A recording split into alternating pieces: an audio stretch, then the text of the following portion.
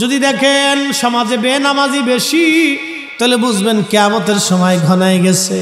সময় তো এখন চলতেছে, কারণ ঘরে ঘরে বেনামাজির সংখ্যা বেড়ে গেছে। হ্যাঁ, কথা মিথ্যা না সত্য? 2 নম্বরে আমানতের খেয়ানত হবে। 3 নম্বরে সুদের কারবারি বাড়বে। 4 নম্বরে মানুষ মিথ্যাটাকে সত্য মনে করবে। 5 নম্বরে মানুষ পিতা মাতার অবাধ্য হবে। 6 নম্বরে তালাকের সংখ্যা পৃথিবীতে বেড়ে যাবে। নবীজি যা বলেছেন তাই হচ্ছে। 2 নম্বর ওয়াদাউল আমানা, আমানত নষ্ট হয়ে যাবে, আমানতের খেয়ানত বাড়বে। প্রশ্ন করবেন মুফতি ফরিদি, আমানতের খেয়ানত কেমনে বাড়লো? যদি বিশ্বাস না করেন, কাউকে 1 লক্ষ টাকা হাওলাত দিয়ে দেখেন, আমানতের খেয়ানত বাড়বে। ছেলে বাবাকে বিশ্বাস করবে না, বাবা সন্তানদেরকে বিশ্বাস করবে না। আসলেই বাস্তব। বৃদ্ধ বাবা চিন্তা করে, বাবা সন্তানের নামে যদি জমি লিখে দেই, তাহলে এই সন্তান আমাকে বৃদ্ধকালে ভাত দেবে কিনা সন্দেহ আছে। কথা বলেন ঠিক কিনা? এটা চলতেছে, এটা রানিং চলতেছে। বদাউল আমানা, আমানতের প্রচুর খেয়ানত বাড়তে থাকবে। উম্মত তখন বুঝবা কিয়ামত খুব কাছে চলে আসছে। বন্ধুগণ, আল্লাহ বলেন, ইন্নামাল মুমিনুনা আল্লাযীনা ইযা যুকিরাল্লাহু ওয়াজিলাত কুলুবুহুম। আল্লাহু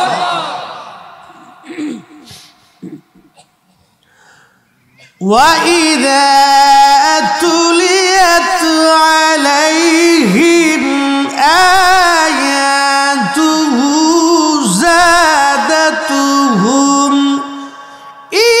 ঈমানা।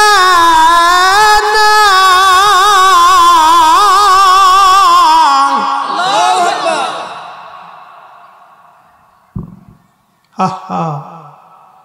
বলেন তো, আল্লাহর কালাম ভালো লাগে না খারাপ লাগে?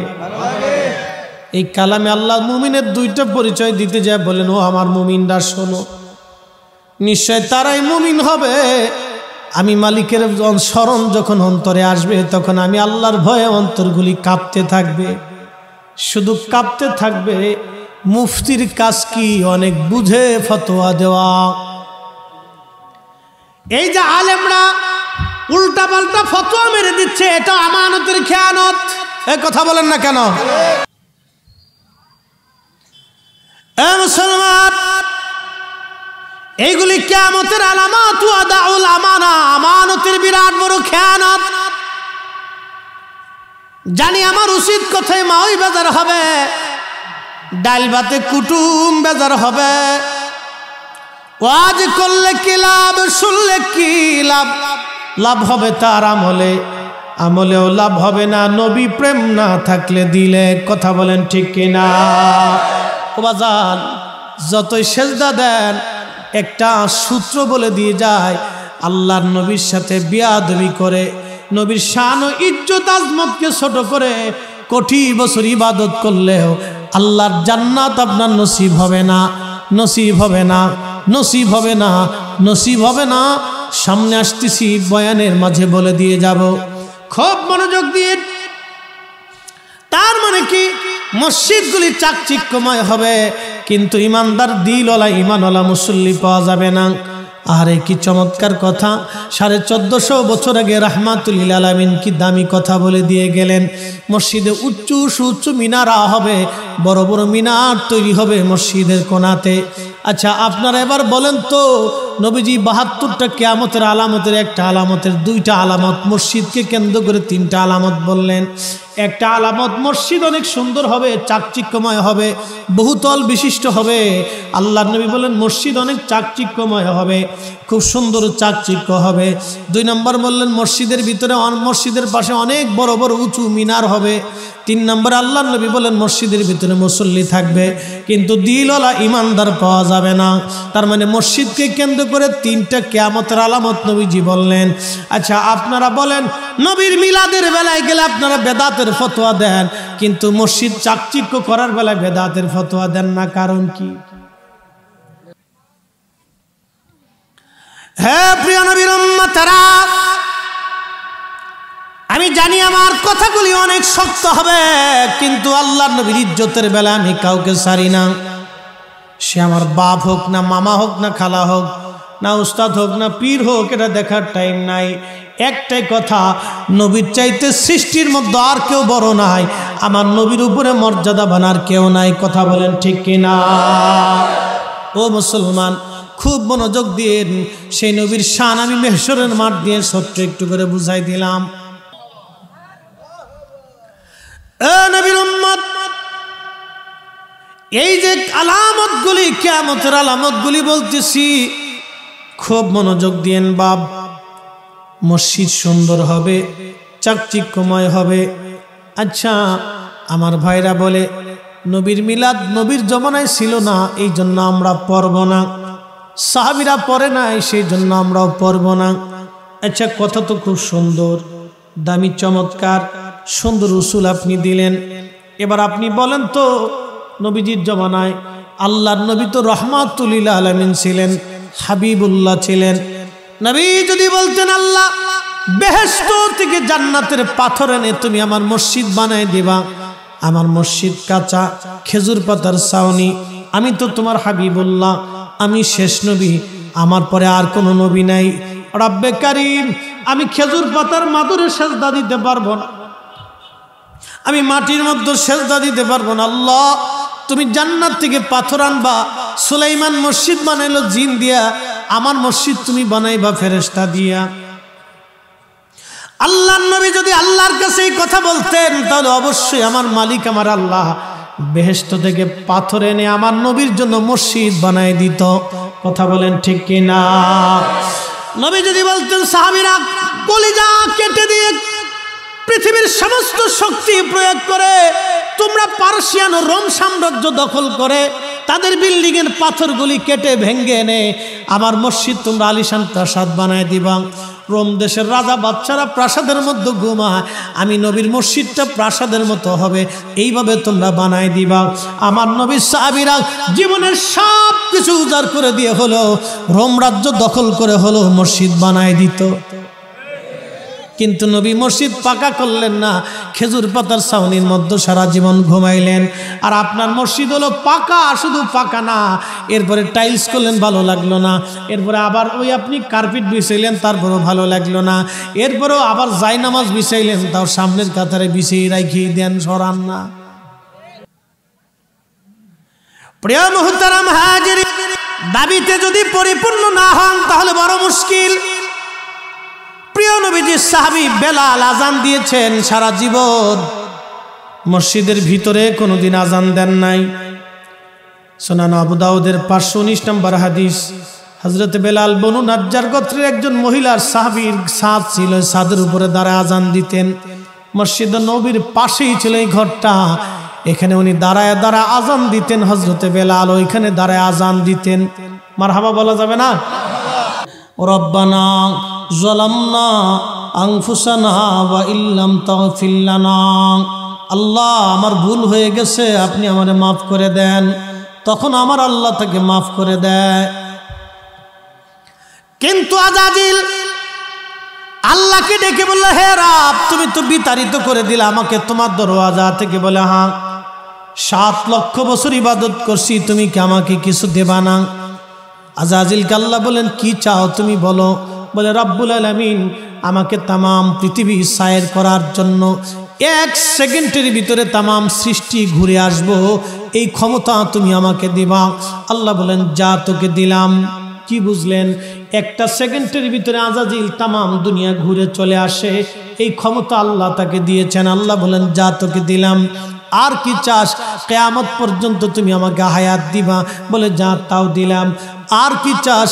হে রব্বে কারিম, আমাকে তুমি বান্দার শরীরের রক্তের শিরা দিয়ে ঢুকে একবারে কালবের কাছে বসে বসে ধোঁকা দেওয়ার শক্তি দাও। আল্লাহ বলেন, তাও দিয়ে দিলাম। আর কি চাস? বলে, আল্লাহ আর কিছু লাগবে না, তবে তোমার ইজ্জত ও জালালের কসম করে বলি, তোমার একটা বান্দাও আমি জান্নাতে ঢুকতে দেব না। সব ধোঁকা দিয়ে দিয়ে গুনাহ করাবো, নামাজ সারাবো, হারাম খাওয়াবো, আর সুদ ঘুষ খাওয়াবো, ওয়াকাম কুকাম করাবো। আল্লাহ সব ধোঁকা দিয়ে দিয়ে জাহান্নামী বানিয়ে ফেলবো। আল্লাহ একটা বান্দাও তোমার জান্নাতে ঢুকতে দেব না। আল্লাহ তোমার ইজ্জত ও জালালের কসম করি। ওই শয়তান তখন আল্লাহকে চ্যালেঞ্জ দিল। আল্লাহ পাক ডাক দে বলে, এই শয়তান, আমি আল্লাহর ইজ্জত ও জালালের কসম করে বলতেছি, যা যা, তুই গুনাহ করাবি আমার বান্দাদেরকে। আমার বান্দারা আমার কাছে গুনাহ করার পরে তওবা করতে দেরি হবে, মাপ চাইতে দেরি হবে, ইস্তিগফার করতে দেরি হবে, আমি আল্লাহ তার জীবনের গুনাহগুলি মাফ করতে দেরি করব না। এ মা বোনেরা, কথাগুলি শুনে যাবেন বাপ, খুবই দামি কথা বন্ধু। যে কথাগুলি বলছিলাম, হযরত সুলাইমান জাসুলি রাহমাতুল্লাহি আলাইহি বলেন, দুনিয়ার মানুষে আমি জঙ্গলের ভিতরে যায় দেখি, জঙ্গলের ভিতরে একটা ছোট্ট কুঁড়ে ঘর দেখা যায়। চিন্তা করলাম, কুঁড়ে ঘর যেহেতু আছে, অবশ্যই জঙ্গলের মধ্যে মানুষ আছে। জঙ্গলের পাশে দাঁড়িয়ে, কুঁড়ে ঘরের পাশে দাঁড়িয়ে আমি ডাকি, কি আসো গো, আমাকে একটু পানি দিবা? আমি সুলাইমান জাসুলি ওযু করব, নামাজ পড়ব, নামাজের সময় তো চলেই যাচ্ছে, দেখো গো আমি আল্লাহকে সেজদা দেব, একটু পানি দাও। আহা, ওই জমানার মানুষ নামাজের জন্য কেমন ব্যাকুল ছিল আল্লাহকে সেজদা দেওয়ার জন্যে। আমার যে যুবক ভাইগুলি আজকে মাহফিল করলো, আমি মন থেকে ওদের জন্য দোয়া করি। যদিও আমি আপনাদের দক্ষিণবঙ্গের ছেলে, ফরিদপুর জেলায় আমার বাড়ি, এদেশের মানুষ আমাকে চিনে কম। আমি চট্টগ্রাম, সিলেট থেকে শুরু করে ময়মনসিংহ, ঢাকা, ওই অঞ্চলে থাকার কারণে আমি ওইদিকে মাহফিল করতে করতে ওই অঞ্চলের মানুষ আমাকে চিনে, লক্ষ লক্ষ কোটি কোটি মুসলমান অঞ্চলের মানুষ আমাকে চিনে। সিলেট ডিভিশন থেকে চট্টগ্রামের ডিভিশনের এমন কোনো কোনা নাই, জেলা নাই, থানা নাই, ইউনিয়ন নাই আমি মাহফিল না করেছি। বন্ধু খুবই মনোযোগ। হযরত সুলাইমান জাসুলি রাহমাতুল্লাহি আলাইহি ডেকে বললেন, দুনিয়ার মানুষে আমি ঘরের মধ্যে টোকা দিয়ে বললাম, কি আসো? পানি দাও, ওযু করব, নামাজ আদায় করব। মায়েরা ভালো করে শুনেন, আমরা দেশের মহিলার তো খালি স্টার জলসার পাগল। আর স্বামী যদি বিদেশ থাকে, বিদেশ থেকে টাকা আসতে দেরি হয়, মার্কেটে দৌড়াই যেতে দেরি হয় না, খালি পাখির মতো উঠতে থাকে, পাখির মতো উড়ে দিচ্ছে। এই তো পাশে কুষ্টিয়া ইউনিভার্সিটি, মনে কিছু নেবেন না, আমার দেশের ছেলে মেয়েদেরকে আমরা পড়তে দেই ভালো স্টুডেন্ট হওয়ার জন্য। আমার ছেলেরা মেয়েরা বড় ইউনিভার্সিটিতে পড়বে মানুষের মতো মানুষ হওয়ার জন্য। কথা বলেন ঠিক কিনা? আমরা চাই ছেলেরা মানুষের মতো মানুষ হোক, কিন্তু কয়জন মানুষের মতো মানুষ হয় বলেন তো? হযরত সুলাইমান জাসুলি বলেন, আমি ঘরের দরজা খুললো না, সারা শব্দ পাইলাম না। আমি ঘরের দরজা থেকে দৌড়াইয়া জঙ্গলের দিকে আরেকটু দৌড় দিয়া দেখি একটা কুয়া দেখা গেল। চিন্তা করলাম, পাইছি, কুয়া যেহেতু আছে পানিও আছে। কুয়ার পাশে দৌড়াই যায় দেখলাম পানি আছে, কিন্তু পানি উঠানোর মতো কোনো ব্যবস্থা নাই। কিভাবে পানি উঠাইব? চিন্তা পেরেশানি আমাকে জেগে বসলো। সুলাইমান জাসুলি রাহমাতুল্লাহি আলাইহি বলেন, দুনিয়ার মানুষে পানি কেমনে উঠাইব? দড়িও নাই, মশকও নাই। আমি সারা এলাকা তন্ন তন্ন করে তালাশ করে দেখলাম, তন্ন তন্ন করে খুঁজে দেখলাম, একটু দড়িও নাই, মশকও নাই। কিভাবে পানি উঠাই আমি? পেরেশান হয়ে গেলাম আমি। এমন সময় লক্ষ্য করলাম একটা আফ্রিকান ছোট্ট মেয়ে কুয়ার অদূরে দাঁড়ায় দাঁড়ায় আমার দিকে তাকায় তাকায় মুস্কি মুস্কি হাসে। এ মা, এ বোনেরা, বাজান সুলাইমান জাসুলি রহমাতুল্লাহ আলাইহি বলতেছেন, দুনিয়ার মানুষে আমি দেখলাম একটা মেয়ে মুস্কি মুস্কি মুস্কি মুস্কি হাসে। জিজ্ঞেস করলাম, এ বালিকা, কি জন্য তুমি হাসো? মেয়েটা ডেকে বলল, হুজুর আপনার পরিচয় কি? বলে, আমার নাম মুহাম্মদ ইবনে সুলাইমান জাসুলি, আমি যমুনার মুহাদ্দিস, হাদিস পড়ায় মানুষকে। মেয়েটা ডেকে বলল, হুজুর হাদিস পড়ান, অনেক বড় আলেম আপনি। হুজুর একটা কথা বলি, মনে কিছু নিবেন না? বলো মা, তুমি কি বলতে চাও? মেয়েটা বলল, হুজুর দরিয়ার মশক ছাড়া কি কুয়ার নিচ থেকে পানি উঠানো যায় না? সুলাইমান জাসুলি বললেন, মা বলো কি? দরিয়ার মশক ছাড়া কুয়ার ভিতর থেকে কেমনে পানি উঠাবো রে মা? এটা কি করে সম্ভব? দরিয়ার বালতি ছাড়া কিভাবে পানি উঠাইব রে মা? মেয়েটা ডেকে বলল, হুজুর আপনি অনেক বড় মুহাদ্দিস, আপনার অনেক মুরিদ আছে, অনেক ছাত্র আছে, অনেক নাম আপনার শুনেছি, দুনিয়া ঘুরে ঘুরে হাদিস খুঁজেন, আপনি তালাশ করেন, কিন্তু দরিয়ার মশক ছাড়া কি পানি উঠাইতে পারেন না আপনি? বলে, না রে মা, এটা কি করে সম্ভব? মেয়েটা বলল, হুজুর একটু দাঁড়ান, হুজুর একটু দাঁড়ান। এই কথা বলে মেয়েটা একটা পাথর ধাক্কা দিয়ে কুয়ার পাশে দিয়ে ওই পাথরের উপর দাঁড়াইয়া কুয়ার মধ্যে কি যেন পড়ল, আর কুয়ার মধ্যে নিজের থুতুগুলি ছেড়ে দিল। কি যেন পড়ল, কুয়ার মধ্যে থুতু ছেড়ে দিল। আল্লাহর ওলি সুলাইমান জাসুলি ডেকে বলেন, দুনিয়ার মানুষ শোনো, আমি লক্ষ্য করলাম মেয়েটা, ছোট্ট মেয়েটি কি যেন পরে কুয়ার মধ্যে থুতু মারে, কুয়ার নিচ থেকে পানি উঠে উঠে উঠে উঠে একেবারে কুয়া পরিপূর্ণ হয়ে গেল। তেলের গাড়ি তেলে চলে,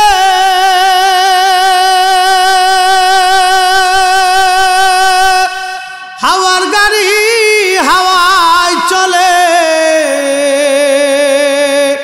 বিনা তেলে চালাই গাড়ি নবী সুলাইমান। আমরা সেই মুসলমান, আমরা সেই মুসলমান। ও মা বোনেরা রে, খুবই মনোযোগ দিয়ে শোনেন। একটা ছোট্ট মেয়ে কি করলো, তার থুতুর ওই পানির মধ্যে ছেড়ে দেওয়ার সঙ্গে সঙ্গে পানি উঠে উঠে কুয়া ভরে গেল। সুলাইমান জাসুলি বলেন, আমি আশ্চর্য হলাম, হাই হাই, এমন দৃশ্য জীবনেও তো কোনোদিন আমি দেখি নাই। কি হলো রে, এত বছর ধরে হাদিস পড়াইলাম, কিন্তু এই মর্তবা তো আমার কোনোদিন হয় নাই। মেয়েটাকে চলে গেল দৌড়াইয়া ঘরের ভিতরে। উনি অজু করলেন, নামাজ পড়লেন, নামাজ শেষ করে ঘরের দরজার পাশে দাঁড়াইয়া দাঁড়াইয়া ডাকে, ও মা দরজা খোলো গো মা, দরজা খোলো, এ মা দরজা খোলো। কে গো তুমি মা? কুয়ার নিচ থেকে পানি উঠাইয়া কুয়া ভরিয়া নামাজ পড়াইলা, আমি এত বছর ধরে হাদিস পড়াইলাম, এই মর্তবা আমার তো হলো না। তুমি কি পড়লা? কোন আমলের বদৌলতে কুয়ার নিচ থেকে পানি উঠাইয়া থুতু মারিয়া পানি উঠাইলা রে মা? বলবা কি? প্রশ্ন রাখবেন মুফতি ফরিদি সাহেব। এই ঘটনা কোথায় পাইলেন? সুলাইমান জাসুলি নিজের কিতাব দালাইলুল খায়রাতের মুকদ্দমার ভিতরে নিজে লিখে গেছে। মারহাবা কোন? উনি ওনার নিজের কিতাবের মুকদ্দমাতে নিজে লিখে গেছে। ও মানুষ, আমার জীবনে একটা ঘটনা আমার জীবনকে পরিবর্তন করে দিয়েছে, আমাকে আশিক রসুল বানিয়েছে। হা হা, তারা কত বড় আশিক রসুল ছিলেন। ওনার ইন্তেকাল হয়ে যাওয়ার 70 বছর পরেও ওনার কবরে ওনার শরীর পচে নাই। আসতে কেন? জোরে বলেন। মানুষ মরে যাওয়ার 24 ঘন্টা পরে তার শরীরের ভিতরে পোকা লাগে, পায়খানা রাস্তা দিয়ে একটা পোকা আসে, আহা, হযরতে সুলাইমান জাজুলির বাকি কথা পরে বলি, যেহেতু ইন্তেকালের কথা চলে আসছে, উনি ইন্তেকাল হয়ে গেল, দাফন করা হলো নাকি 70 বছর পরে এ আল্লাহর ওলিকে কবর থেকে উঠানো হলো। ওনার দেশের রাজা চিন্তা করলেন, এত বড় আলেম আমার জমিনে থাকবে, অন্য দেশে না। ওনার দেশে নেওয়ার জন্য উনি ওই দেশের রাজার সাথে যোগাযোগ করে রাজার মাধ্যমে উলামায়ে কেরাম ফতোয়া দিয়ে সুলাইমান জাজুলিকে আনার জন্য কবর খুঁড়ে কবরের ভিতর থেকে মাটি সরাইয়া যখন মাটি সরাইলো, দেখা গেল 70 বছর আগে হযরত সুলাইমান জাজুলি রাহমাতুল্লাহি আলাইহিকে যেমনে দাফন করা হয়েছে 70 বছর পরে ওইভাবেই রয়ে গেছে। একটা পশমের পশমও পর্যন্ত খসে পড়ে যায় নাই, কাফনের কাপড় পর্যন্ত নষ্ট হয় না। হাজারে বলেন তো আল্লাহু আকবার। ইন্নাল্লাযীনা আমানু ওয়া আমিলুস সালিহাতি উলাইকা হুম খায়রুল বারিয়া। নিশ্চয় তোমরা যারা ঈমান আনছো, ঈমান অনুযায়ী তোমরা যারা মুত্তাকি হয়েছো, আল্লাহওয়ালা হয়েছো, আমি আল্লাহর ওলি হয়েছো, উলাইকা হুম, কোরআন বলে উলাইকা হুম খায়রুল বারিয়া, তোমরা সৃষ্টির মধ্যে তোমরা সেরা, সৃষ্টির মধ্যে তোমরা সেরা। আল্লাহ বলেন আলা ইন্না আউলিয়া আল্লাহি লা খাউফ, নিশ্চয় আমার ওলি যারা তাদের ভয় নাই, ওয়ালা হুম ইয়াহজানুন, তাদের চিন্তাও নাই। জোরে বলেন মারহাবা। কে বলছে? না আমার কথা। আল্লাহ বলছে সাবধান, লা খাউফ, কোনো ভয়ও নেই, ওয়ালা হুম ইয়াহজানুন, কোনো চিন্তাও নেই। কত দামি কথা, চিন্তা করেন তো। ওলি হলে কি দাম, চিন্তা করেন তো, কি দাম। কোনো ভয় নেই, চিন্তা মুক্ত থাকে। 70 বছর পর্যন্ত একজন মানুষ কবরের ভিতরে মাটির নিচে একটা পাথরও যদি রাখেন তো পাথরও নষ্ট হয়ে যায়। একটা লোহাও যদি রাখেন 70 বছর পরে লোহা নষ্ট হয়ে যায়।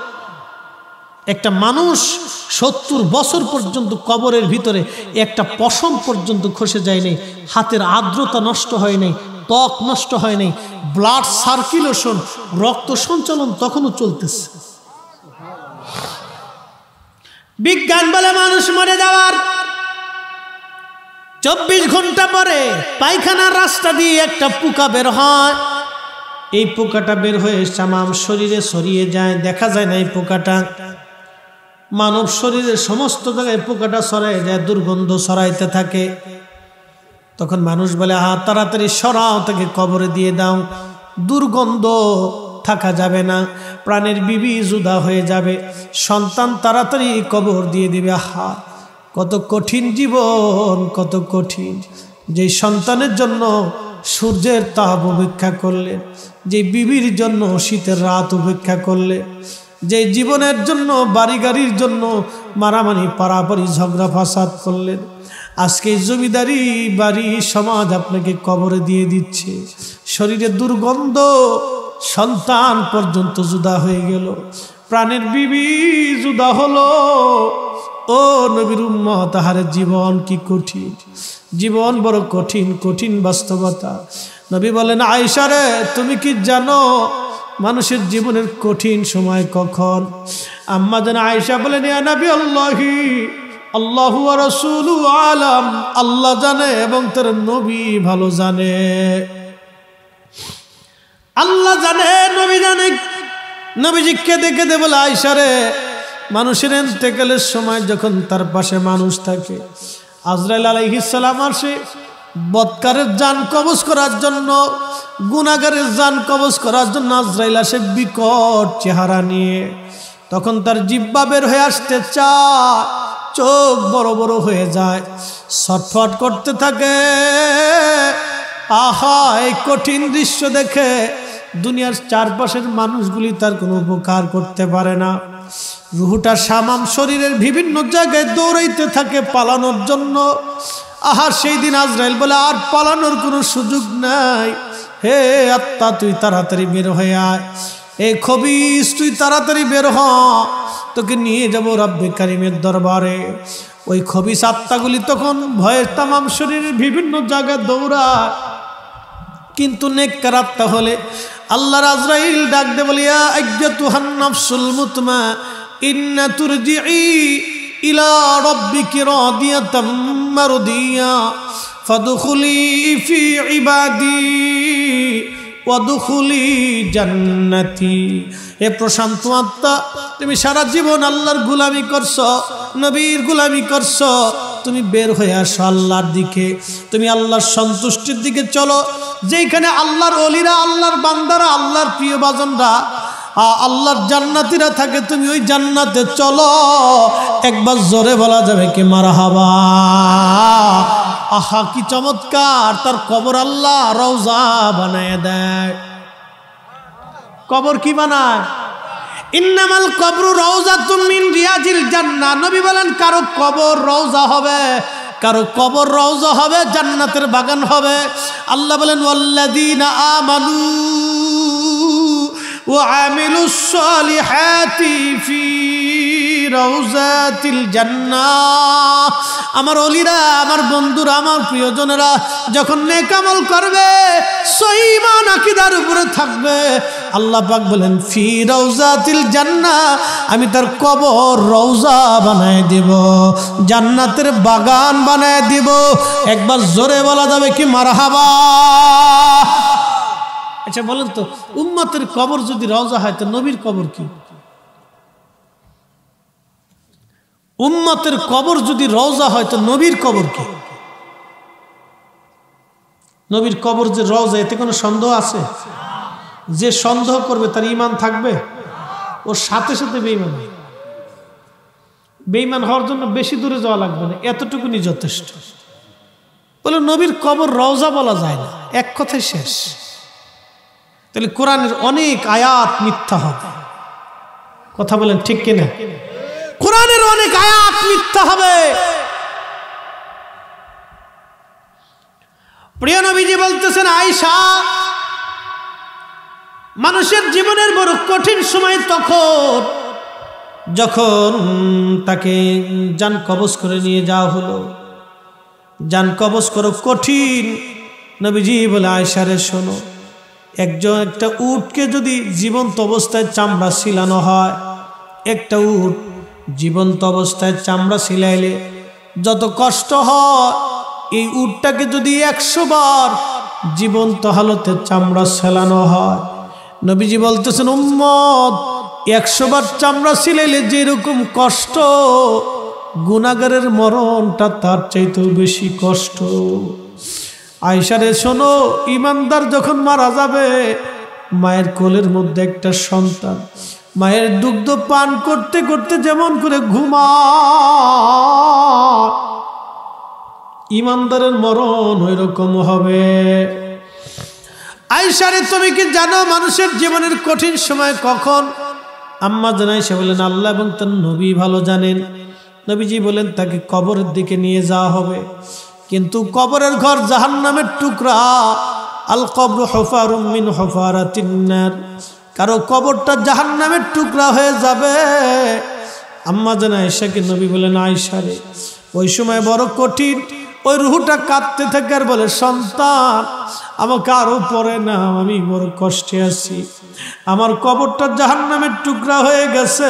সন্তান রে, তোদের জন্য সুদ খাইছিলাম, ঘুষ খাইছিলাম, হারাম খাইছিলাম, তোদের জন্য মানুষের ক্ষতি করছিলাম, তোদের জন্য অন্যের হক নষ্ট করেছি, তোদের জন্য কত কষ্ট করে জমি জমা বাড়ি গাড়ি রাখছি, আমাকে কবরে দিও না, তোমরা আমাকে রেখে দাও।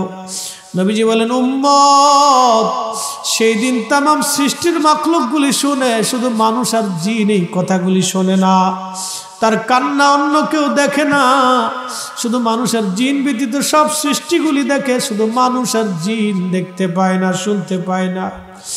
ওই কবরে যখন থেকে নিয়ে যাওয়া হয়, কবরের ভিতর 2 জন মানুষ নামে, মুর্দা মনে করে এই 2 জন বুঝে আমার সঙ্গে যাবে। আম্মা জানকে নবী বলেন, আয়েশা রে তুমি জানো, যখন এই কবরের দেশ থেকে 2 জন চলে আসে, তখন এই কবরের বাসিন্দা কাঁদতে দেখে আর বলে, সন্তানরা ছেড়ে দিলি, গ্রামবাসী ভুলে গেলি, আমি কঠিন কবরে একা কেমনে থাকবো। ও নবীর উম্মত, ওই কবরে সন্তান যাবে না, বিবি যাবে না, ছেলে যাবে না, মেয়ে যাবে না, কেউ যাবে না। তাহলে কবরে কে যাবে? আপনাকে কবরে একজন দেখতে আসবে, তিনি রাহমাতুল লিল আলামিন। দেখতে আসবে আমার উম্মত কেমন আছে আমি দেখে আসি। যদি উম্মত নেককার হয়, উম্মতকে দেখার জন্য নবী আসবে। ওই কবরে যিনি আপনার আপন, এই যে এলাকার, এই আপনার ইসলামিক ইউনিভার্সিটি থানায় কুষ্টিয়াতে বহু মানুষ কবরে চলে গেছে। এই থানায় গ্রামের বহু মানুষ কবরে চলে গেল, কোনোদিন আর তারা ফিরে আসে নাই, আর কোনোদিন তারা ফিরে আসবে না বাজান। আহারে কবরের এই এলাকার গোরস্থানে কত মা কত বাবা কবর দেশে ঘুমায়, কত ছেলেরা গোরস্থানের পাশ দিয়ে হেঁটে যায়, কিন্তু বাবা মার জন্য একটু দোয়া করার সময় পায় না, বাবা মার জন্য একটু দোয়া করার সুযোগ তাদের জীবনে আসে না। ভুলে গেছে বাবা মার জন্য কথাগুলি, কবর জিয়ারত ভুলে গেছে। এখন তো আবার নতুন নতুন ফতোয়া হয়, কবরের পাশে যায় শুধু সালাম দিয়ে চলে যাবেন, আর কিচ্ছু করা লাগবে না। সালামের পরিবর্তে যা বলবেন সব বেদাত হয়ে যাবে। হায় হায়, নবীর দুশ্মন চারপাশ দিয়ে ভরা। একই তো মানুষ কবর জিয়ারত ভুলে গেছে, দুয়াই করে না, তারপরে যদি এই ফতোয়া পায় আরো বাদ দিয়ে দিবে। কথা বলেন ঠিক কিনা?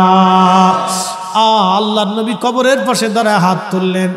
আল্লাহর নবী হযরত সাহাবী আব্দুল্লাহ যুলবাজাদাইনের কবর দেওয়ার পরে নবীজি দাঁড়ায় হাত তুললেন, সাহাবীরা হাত তুলে নবী বললেন, আল্লাহ, আমি আব্দুল্লাহ যুলবাজাদাইনের উপরে খুশি, তুমি আমার আব্দুল্লাহর উপরে খুশি হয়ে যাও।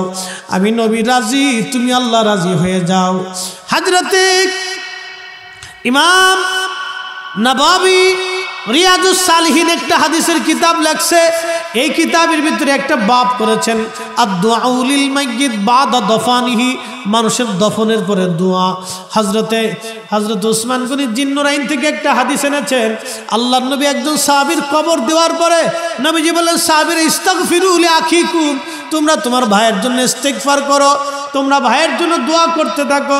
সাহাবীরা বলেন, ইয়া নবী আল্লাহ, আমরা তো জানাজা পড়ছি।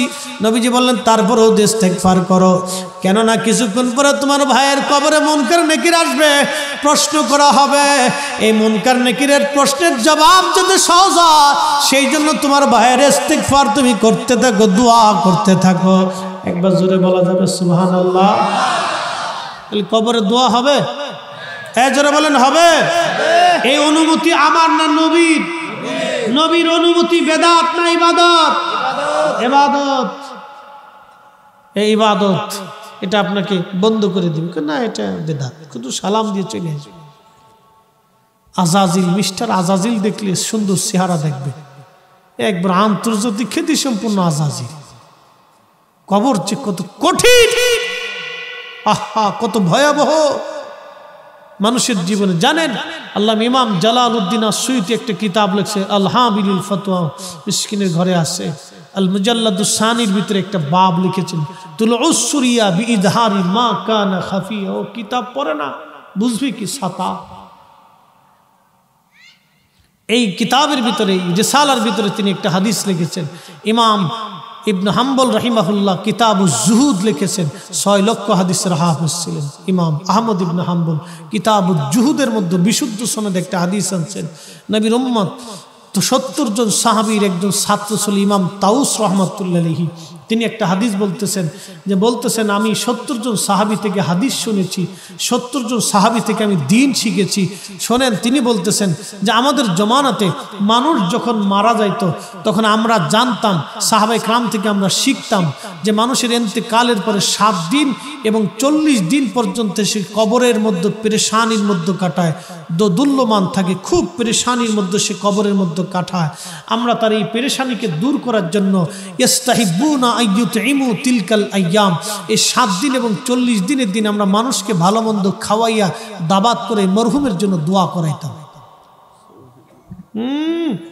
আরো জোরে বলেন না সুবহানাল্লাহ। 70 জন সাহাবীর ছাত্র তিনি বলতেছেন, 70 জন সাহাবীর ছাত্র। কুষ্টিয়া ইউনিভার্সিটি ইসলামিক ইউনিভার্সিটি কেন, পৃথিবীর সব ইউনিভার্সিটি যদি এক পাল্লায় দেন আর ওনার জুতা যদি আর এক পাল্লায় দেন, ওনার জুতার ওজনের সমান হবে না। এক কথা বলেন না কেন? ওনার সাহাবীর ছাত্র, সাহাবীদের ছাত্র, সাহাবীদের ছাত্র, পৃথিবীর অন্য কারো ছাত্র না, সাহাবীদের ছাত্র। পৃথিবীর শ্রেষ্ঠ বিদ্যাপীঠ রসুলের দরবার, রসুলের দরবারের ছাত্র সাহাবে ইকরাম, সাহাবে ইকরামের ছাত্র তাবি, তাবিদের মধ্যে কিবারুত তাবিন ইমাম তাউস রহমতুল্লাহ আলাইহি, তিনি 70 জন সাহাবীর ছাত্র। তিনি ফতোয়া দিচ্ছেন, তিনি বলতেছেন আমাদের জমানায় আমরা এই কাজ করাকে মুস্তাহাব মনে করতাম, আর আমাদের জমানাতে এসে বেদাত হয়ে গেছে। আমাদের জমানাতে এসে আজকে বেদাত হয়ে গেছে, আজকে এটা বেদাত হয়ে গেছে বলে নতুন আবিষ্কার করছি আমরা বলে নতুন আবিষ্কার করছি। সাহাবীদের জমানা থেকে আমল চালু হয়ে আসছে বলে আমরা বেদাত করে ফেলছি, নতুন আবিষ্কার করে ফেলছি আজকে বললাম। ও নবীর উম্মত, এই জন্য মরহুম মাইয়িতদের জন্য দোয়া করবেন, বেশি পরিমাণে করবেন। যদি সম্ভব হয় প্রত্যেক ফজরের নামাজের পরে কবর জিয়ারতে যাবেন, যদি সম্ভব না হয় প্রত্যেক জুমার দিনে একবার যাবেন, যদি তাও সম্ভব না হয় যেখানেই থাকেন নামাজের পরে বাবা মার জন্য, পূর্বপুরুষের জন্য দোয়া করবেন। কিছু নফল নামাজ, কিছু কোরআন তেলাওয়াত, কিছু ওজিফা কালাম শেষে ওই বাবা মার জন্য হাত তুলে রব্বে কারিমের দরবারে দোয়া করবেন। আল্লাহ কবুল করুন, আওয়াজ তুলে বলেন আমিন। দোয়া চলবে? আওয়াজ তুলে বলেন চলবে? দোয়া করার হুকুম কে দিয়েছে? আল্লাহ বলেন ইন্নাল্লাযীনা ইস্তাকবিরুনা আন ইবাদাতি, ইবাদাতি, আমার এই ইবাদত থেকে যদি তুমি নিজেকে গুটাও, অন্য কেউ গুটাও, অন্য কেউ সরিয়ে আনো, নিজেকেও সরিয়ে আনো, তো আল্লাহ বলতেছেন সাইয়াদখুলুনা জাহান্নামা দাখিরিন, আমি বান্দাটাকে অপদস্থ করে, অপমানিত করে জাহান্নামে পাঠাবো। এই কোরআন বলতেছে। এই আয়াতের তাফসীর আল্লাহর নবী নিজে করেছেন। বলেন তো নবীর উপরে তাফসীর কে করবে? কেউ আছে? আল্লাহর পরে যিনি তাফসীর করবেন তিনি তো নবী। সেই রাসূল তাফসীর করে বলতেছেন উম্মত শোনো, এই আয়াত দিয়ে আল্লাহ কি বুঝাইছেন জানো?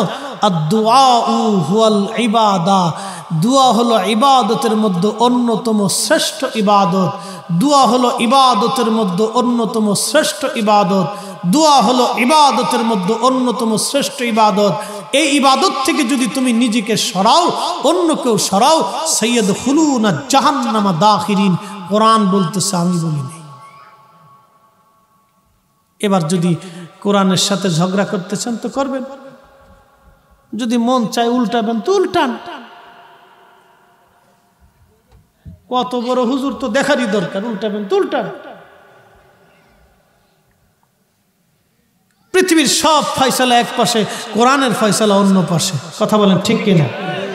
একবারে সুদা সপ্তাহ সাইয়াদখুলুনা জাহান্নামা দাখিরিন। শয়তানের সাথে আল্লাহর চ্যালেঞ্জ, আমি রব্বে কারীমের ইজ্জত ও জালালের কসম করি, তুই আমার বান্দাকে গুনাহ করাবি আর আমার বান্দা হাত তুলে মাপ চাইতে দেরি হবে, আমি ক্ষমা করতে দেরি করব।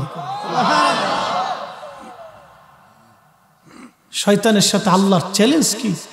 আর শয়তান এসে কিভাবে একটা মানে বেদাত চালু করে দিচ্ছে। দোয়া না করলেও চলবে, এটা সুস্পষ্ট বেদাত।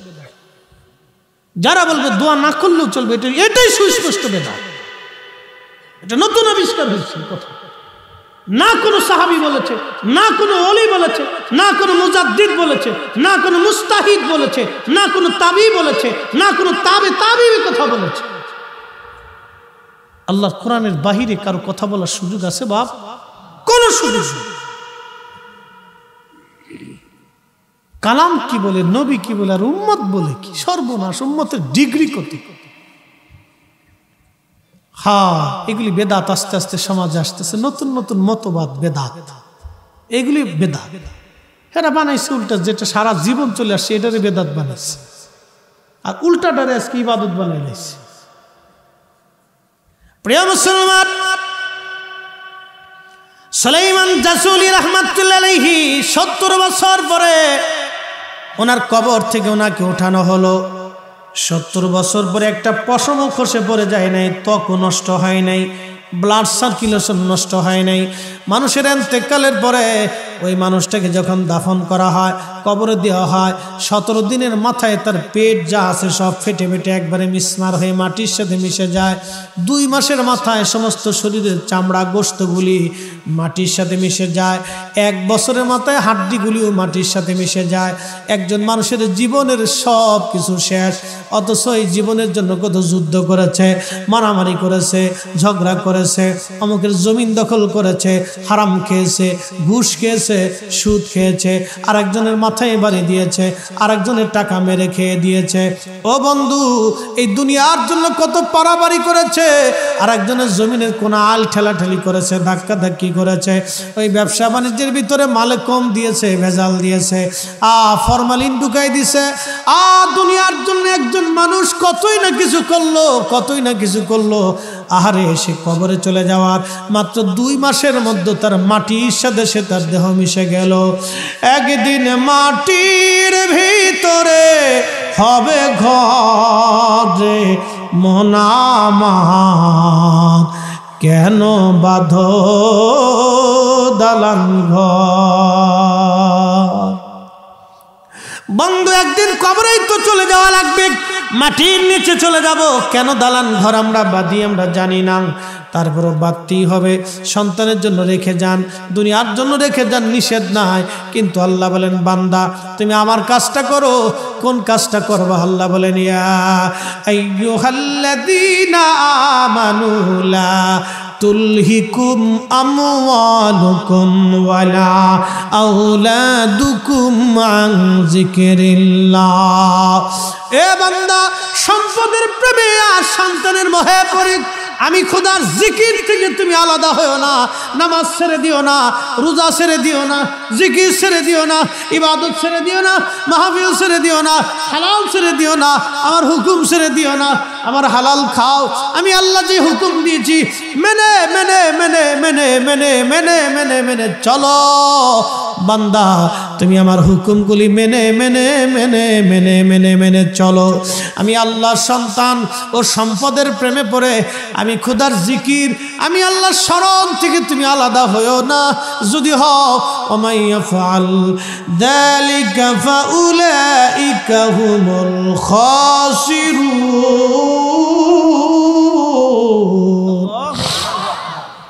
আল্লাহ বলে তুমি ক্ষতিগ্রস্ত হবা, এমন ক্ষতি তোমার জীবনে হবে, এই ক্ষতি আর কোনোদিন তুমি পোষাইতে পারবা না। আহা, মানুষের জীবনে কত বড় সর্বনাশ হয়ে যাবে, কত বড় সর্বনাশ। সুলাইমান জাসুরি বলেন, দুনিয়ার মানুষ ওই ঘরের দরজায় দ্বারা আমি ডাক দিলাম, ও মা বলো তো, বলো মা, কোন আমলের বিনিময়ে কুয়ার নিচ থেকে পানি উঠাইলাম? ওই মেয়েটি বলল, হুজুর আপনি চলে যান, দরজা খোলা যাবে না। বলে, না মা, দরজা খোলো, আমাকে একটু শিখাই দাও। বলতেছে, না, দরজা খোলা যাবে না। তখন সুলাইমান জাজুলি বললেন, যে আমল দিয়ে তুমি কুয়ার নিচ থেকে পানি উঠাইলা, ও মা, ওই আমলের সাহেবের দোহাই দিলাম, তুমি মেহেরবানি করে দরজা খুলে আমাকে একটু শিখাই দাও। মেয়েটা দরজা খুললো, বলল, হুজুর এমন একজনের দোহাই দিয়েছেন, দরজা না খুলে পারলাম না। বলেন কি বলতে চান? বলে, মা তুমি আমলটা কোথায় শিখেছো? বলে, প্রত্যেক দিন আমি আমার মার কোলে থেকে থেকে আমল শিখেছি। বলে, আমলটা কি? বললো, আমলটা অন্য কিছুই না, সে আমলটা হলো আমার নবীর দেওয়া দুরুদ শরীফ। জোরে বলেন মারহাবা। কোন আমল? জোরে কোন? হ্যাঁ, দাম কত দেখেন তো। কিন্তু হেলাই হেলাই তো ছেড়ে দিচ্ছেন। বেদাতের বিরাট বড় ডর দেখাই দিচ্ছে আপনি, একবারে ডর দেখাই দিচ্ছে, খুব ডর দেখাই দিয়ে দিচ্ছে, একবারে ছেড়ে দিচ্ছে। আজাজিল কত কোয়ালিটির আজাজিল দেশে জন্ম নিচ্ছে আল্লাহই জানে। হযরত সুলাইমান জাসুরি বললেন, মা কোন দুরুদ বলবা কি? হে নারী জাতি, মেয়েটা বলতেছে, হুজুর আমি আমার মার কোলে থেকে প্রত্যেক দিনই দুরূদ শিখেছি। আমার মা এই দুরূদ শরীফ প্রত্যেক দিন রাত্রিবেলা এশার নামাজের পরে 300 বার, ফজরের নামাজের পরে 300 বার না পড়ে মা কাজে হাত দেয় না। যেমন মা তার তেমন মেয়ে। আমার দেশের মা এখন স্টার জলসা দেখে ফুলারে স্টার জলসা বানাই ফেলাইছে। কি কথা কন না কে? শহরে দেখবেন কিছু ফুলা পান এরকম হয়ে গেছে, অ্যাডনর্মাল হয়ে গেছে, যেখানে দেয় না বেদার মতো বসে থাকে। বলে ভেদা হয়েছে কেন জানেন? মাঝে মধ্যে খবরে আমরা দেখি কেন ভেদা হয়েছে। এই মাই করতো কি, স্টার জলসা জি বাংলায় হাবিজাবি দেখার জন্য ছেলেরে ওই গেমে বসাই দিচ্ছে। ছোট্ট বাচ্চা ওর গেম দিয়ে দিচ্ছে, দিন ভরে গেম টিপতে টিপতে গেম হয়ে গেছে। হ্যাঁ, এটা মোবাইল টিপতে টিপতে এই বাচ্চার জীবন শেষ হয়ে গেছে। ওই মহিলা স্টার জলসা জি বাংলা দেখার জন্য তার বাচ্চাটার জীবনটা শেষ করেছে। এটা অ্যাবনর্মাল হয়ে গেছে। নবী আছে, এই আওয়াজ তুলে বলে নবী আছে। উসমান গনি জিন্নুরাইন শহীদ হয়ে যাবে, নবী আছে বুঝাইতেছি। উসমান গনি জিন্নুরাইন যে দিন শহীদ হবে, ফজরের নামাজের পরে নামাজ পড়ে তাসবিহ তাহলিল করতে করতে ঘুম এসে গেল। স্বপ্ন দেখতেছে আল্লাহর নবী তাশরীফ গ্রহণ করছে। নবী এসে বলেন, উসমান কেমন লাগে? বলে হুজুর ভালো লাগে না। তুমি কি চলে আসতে চাও না দুনিয়ায় থাকবে? বলে না হুজুর চলে আসবো। তাহলে মনে রাখো তুমি তো রোজা আছো। বলে হ্যাঁ হুজুর আমি রোজা আছি।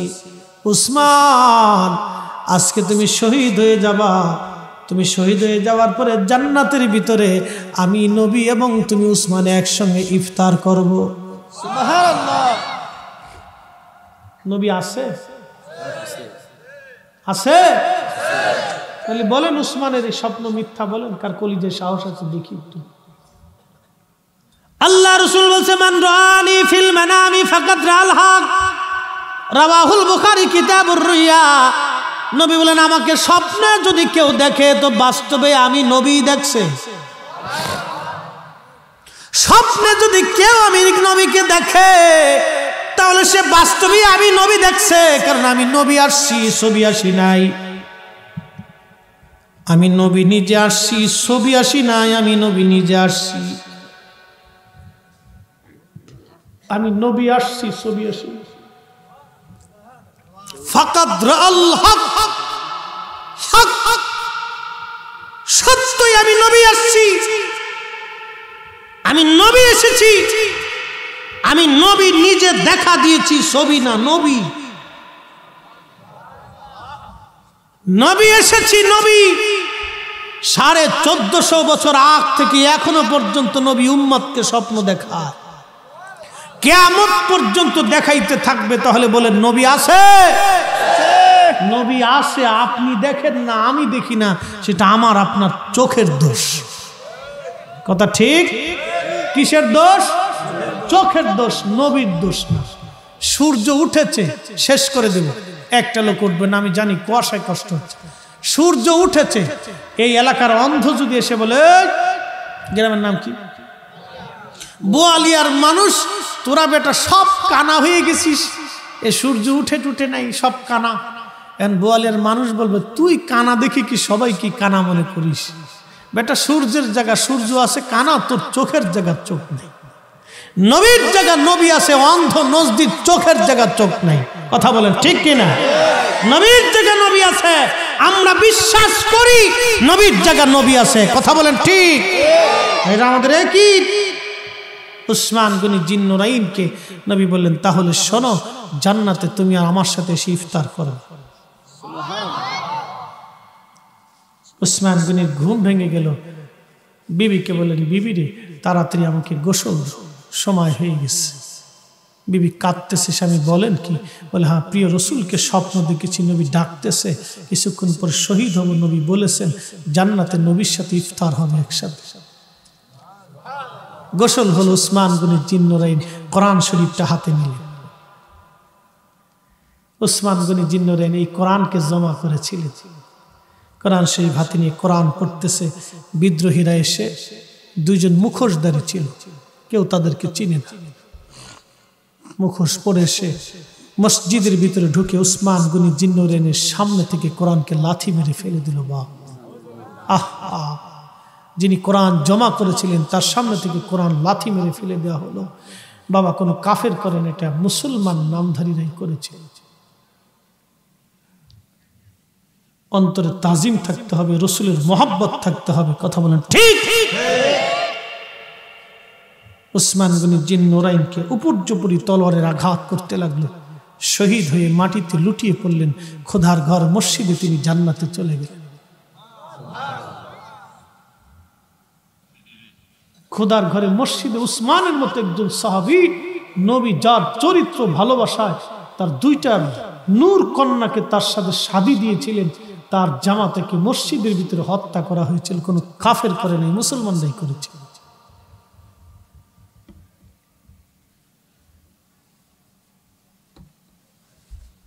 আপনার মাথা নষ্ট হয়ে যায়। কি করে সম্ভব এটা? খুদার ঘর মসজিদের ভিতরে এমন একজন সাহাবীকে মেরে ফেলে দেওয়া হলো। তো কোরআন শরীফকে তার সামনে থেকে লাথি মেরে ফেলে দেওয়া হলো। মাথা নষ্ট হয়ে যাবে বাপ। মুনাফিকের জমানাতেও ছিল, এখনো আছে, ওটা কিয়ামত পর্যন্ত থাকবে। প্রিয় মুসলমান,